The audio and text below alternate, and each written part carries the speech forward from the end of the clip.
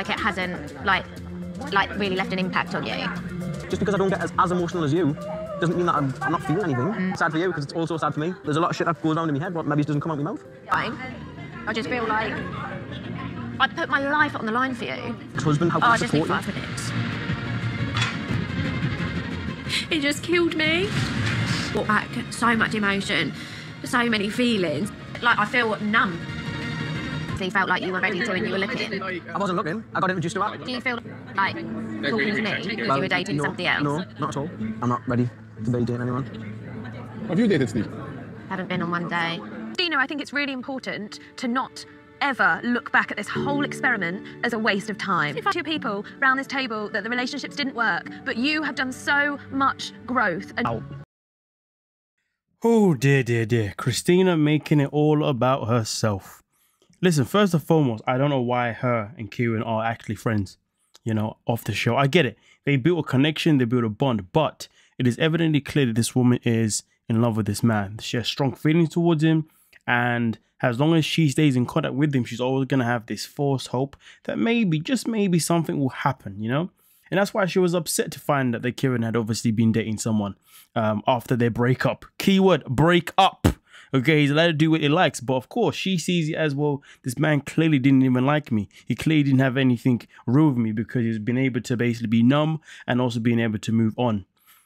I mean, listen, at the end of the day, everybody moves on in different ways. You know, some people feel like they need a rebound. Some people feel like they need time to themselves, okay? But in Kieran's case, he says it was something that happened because it was set up. So it is what it is. But either way, though, Emma definitely, you know, saved the situation there with what she said. And it's funny because I feel like in this episode, Emma and Casper said the most wisest thing of this episode, to be funny enough. And those are 2 people who obviously, you know, unable to make it work. But we'll get to Casper's comment obviously later on in the video. But nonetheless, though, Christina needs to stop. She needs to get out of her feelings, or at least stop trying to put the blame of why they didn't work onto Kieran, and just understand that it just didn't work. But hey, based on the trailer for tomorrow's episode, it looks like the experts, the so-called experts, do question and ask them why are they not together purely because of the man who cared for each other. So I guess we have to wait and find and see obviously what happens tomorrow. But with that being said, I say tomorrow, to be fair, this is going to be uploaded tomorrow in the morning, so it'll be like today. But let's get into it. 5 times in the group chat where I've literally just been like, I'm going to leave in a minute because I'm going to end up saying something I regret. It's like some little vendetta against me. Polly? We're not really talking. Are you actually not talking? She's been savage, man. Media posts up and videos aimed at me. She's been doing the petty, like, are we doing the quotes on the stories? She's been... We know that that's not about someone else. Don't make those assumptions. Have you been with anyone since then? That's no one's business. He doesn't know that those aren't about other people. If you've seen that and chose to take that personally, that's on you. Well, before we get into the very interesting scene of where Polly and Adam really get into it at the dinner table, I mean, listen, it is quite petty that obviously there is this whole situation going on with social media and groups on WhatsApp, I think it is. You know, you think that people are supposed to be adults, but of course, this is married at first sight. We don't really meet adults very often, do we now? Everybody be acting like pet little children. I mean, listen, it's interesting though how Polly didn't want to answer that question of has she been seeing someone else? She was like, no one's business. If you ask me personally, I think it goes 2 ways. If it's either one, she hasn't been seen. Actually, no, do you know what? I think if she hadn't seen no one else, she probably... No. It goes 1 or 2 ways. She didn't want to say that she hasn't seen anyone because therefore it would look like she was definitely making these posts about Adam. But at the same time, she doesn't want to say that she is seeing someone else because then it would look like she's already moved on and basically she's been petty while she's obviously, you know, potentially sleeping with somebody else. So yeah, I understand the strategy now behind her saying it's no one's business. Well, at least I think that's why she said it's no one's business, because those 2 points there are the only ones that made logical sense to me. Let me know your thoughts. But nonetheless though, let's get into the hurricane. I've heard you've been putting Instagram posts about me. What's made you think that they're about you? I've heard you've been putting up social media posts about me. You're putting up my social media into the girls' group chat. Because I got sent it. Calling it embarrassing. Are you fucking joking? Back off, man. Don't sit here and say that you're immature, because you're not. Every time I spoke to Adam, you spoke to me like a piece of shit. So don't fucking come and say to me that I'm immature. I listen to everyone. No, you fucking don't. You listen to your own voice if it was on record. Do you know how many people have told me not to bite to the bullshit she's putting in the group chat? I would be peaceful with Adam if he was respectful. No, I didn't say your name. 4 people messaged me and goes, why your name? Put yourself into it, you fucking idiot. Yeah, the period's packing in, man. I mean, listen, let's ask the most obvious question, and that is, what human being wants to be with someone that is so verbally abusive, you know? With the manner of swearing this woman does is so unhealthy, you know? And it's crazy because she made a point, I think it was yesterday's episode, I think it was, to be fair, but she was like, oh, I wrote this and, you know, I also didn't swear. What do you want a reward? You shouldn't be swearing anyway. Like, why do you have so much venom in you? So much, for her to have so much venom in her is freaking disgusting. Absolutely disgusting. But anyway, let's get into the yeah,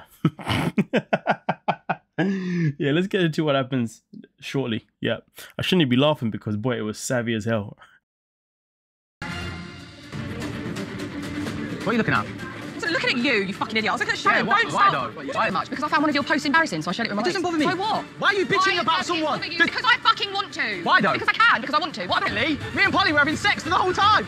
No, I said we were having sex up until about 4 weeks before we left. Before? We did not have sex after the second, maybe third week. You used to lie in bed and go, why won't you fuck me? You used to moan like a child. Fuck you, you fucking prick. Oh, fucking no good, cunt.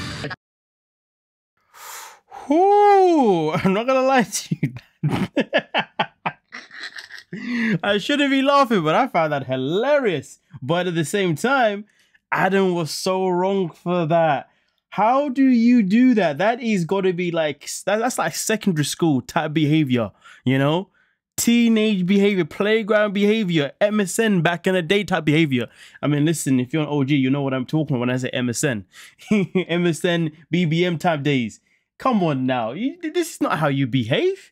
Now, Adam was wrong for that, to be honest with you. But of course, Polly obviously always have to go the extra mile to try and top his behavior.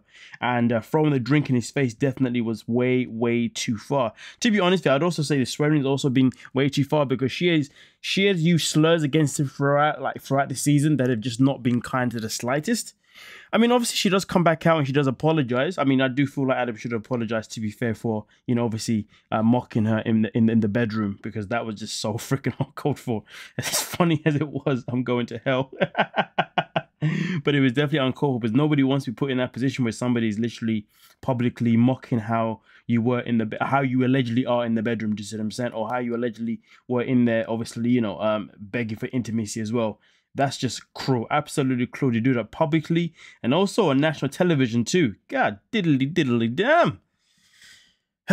Well, either way, she apologized. But to be fair, the Polly did make a fair point that throughout the season, she made this point, I believe it was yesterday as well at the wedding, that all she's done the whole season pretty much just apologized to him all the freaking time. Now, to be fair, if she's always apologized to him, it's because obviously she keeps doing too many things that are clearly in the wrong. And you think she would learn about it, but at the same time, she also expressed how Adam never apologizes to her for anything. And to be fair, I would say for the most part, he probably didn't have anything to apologize for. But in this situation, he should have also apologized back, to be honest, because it was just so freaking uncalled for. You know what I mean?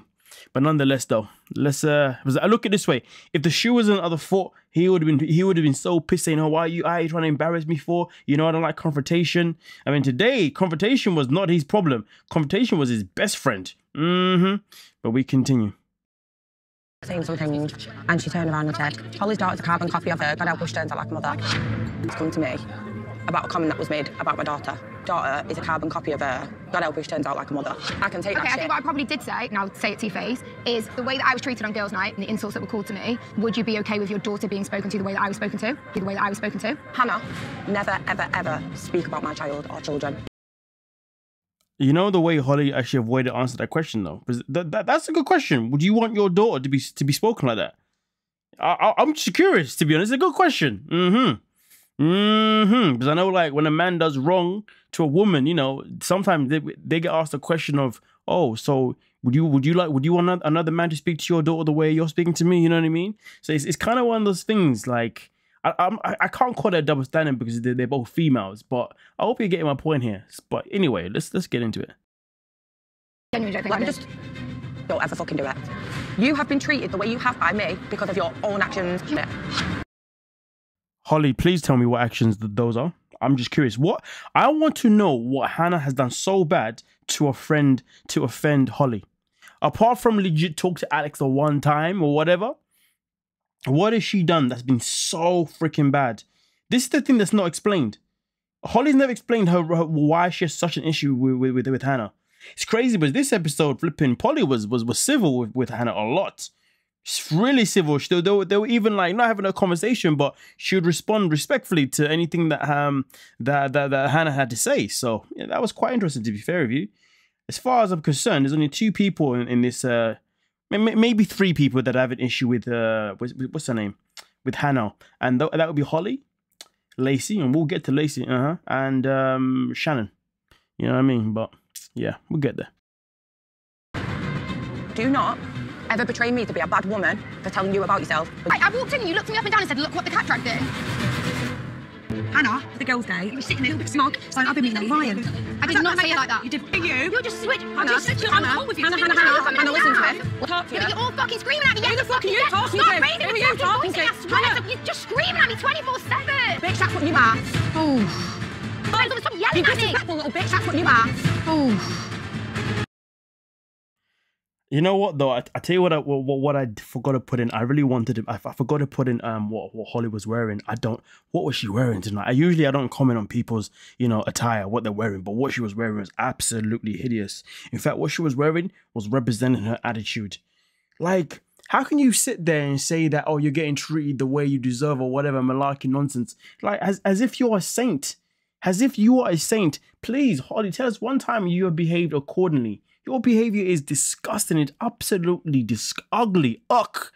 If I'm ever in Manchester and I bump into this woman, oh my goodness gracious me. Obviously, there's nothing that I'm ever going to do, but I know I'll be looking at her though.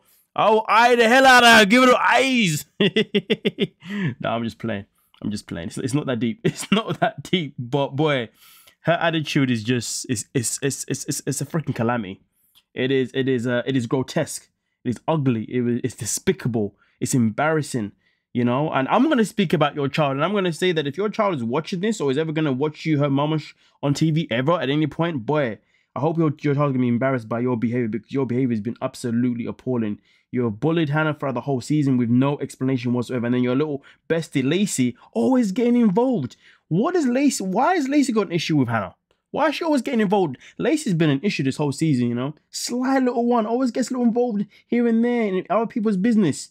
Like, raw. Like, are you okay in the head? I mean, and then Shannon's only just pissed because of the whole Ryan situation. Anyway, let's get into it. You good? You look amazing. Holly knows exactly what she's doing, Shannon. I missed you so much. Hello. Not expect that. Had no idea they were the best of friends. There are still double standards that are very clear in this group. See, this is the thing though, isn't it, right? They were upset when they saw Ryan and Hannah walking together as friends. But they will happily hug and give people little pecks and kiss whatever on the cheeks and act like it's all okay. Honestly, the double standard is surreal. It's pathetic as hell. Me and Ryan can't be friends, but you two can kiss and cuddle and have a lovely time together. So at the end, it said, like, keep saying no regrets, and then it said, actually, I just have one regret. When you was in the kitchen cooking, I wish I'd got down on my knees and terrorised your bum hole. I just feel like you don't actually care about my feelings. When I think to myself about the good times that we've had, I can't remember the good times. The rude comments, the uncomfortable times. You learn. Luke is one disturbed dude. I don't know what goes through his mind. Whatever goes through his mind, it needs to, I don't know, it doesn't even need to be studied. He needs to find a way to work on that, because boy, how are you texting someone that? That's crazy. Unless you know that's that person, unless you know they like texts like that. I mean, I guess it's a kind of a different conversation, but boy, it's still weird, isn't it? Listen, I spent most of the season, against Amy, and I still am against Amy, but Luke truly buried himself in this relationship. There is no other way around it, to be honest with you. The guy has not done anything that has been applicable throughout this relationship, throughout the season. He's been nothing but just grotesque. He has. I definitely agree that he doesn't actually give. He doesn't actually truly care for Amy, because if he did, he would have respected, he would have respected her wishes. You know what I mean? And therefore, if he had respected her wishes and she was still acting up, therefore, I could be here right now saying to you, oh my God, I can't believe how she's asking him for this, asking him for that. He's doing it, but yet she still wants to give him a hard time. I could be sitting there saying that if he had actually, behaved. But the man did not behave. He just kept telling lie after lie and creepy, it's not even flirting, is it? But creepy comments after creepy comments. Yeah, there's no defending that. Luke, you made yourself the villain in your own relationship with somebody that is already a villain in her own right. Anyway, let's continue. From our marriage to take into your next relationship. Don't need to put up with shit that I don't deserve. I'm a bad bitch and I can carry my own. Yes, Jan. Any woman that's out here talking about I'm a bad B, I can carry my own, I'm telling you now, fellas, if any guys are watching it, stay away from that woman. Stay away. But why would you refer to yourself as a bad B? How? What? No, like if you're like a a real person, like, you know what I mean, you be like, listen, obviously the relation didn't work out, but I know I'm a strong person, okay, but I know I'm a strong woman and I'm gonna be fine. That's it. Keep it respectful, you know? Have some dignity, but say, oh, I'm a bad B? What? You sound like a child. Like, come on. The way the world is poisoned some women's minds nowadays with how they address themselves is just ugly as hell. But anyway. Anything you wish you'd said to me before we left the process? Absolutely nothing. I don't blame you, to be honest with you. What's the point of saying anything? What is the point of saying anything? Like, if I was sitting next to her and that's how she conducted herself, I'd have been like, you know what? There's nothing that I can say that she's gonna understand. You know what I mean? That she's gonna be able to process because she's already thinking that she's this person. Okay, cool. You know what? I'm gonna leave you on your pedestal, you know, and I'm just gonna keep you humble and just keep moving because I'm not gonna waste my energy expressing how I'm feeling for somebody that clearly is not gonna bat an eyelid to what I say with the way that she conducted herself. That's just the way I look at it anyway, from my perspective, or maybe a man's perspective, right? But hey. What is your biggest regret?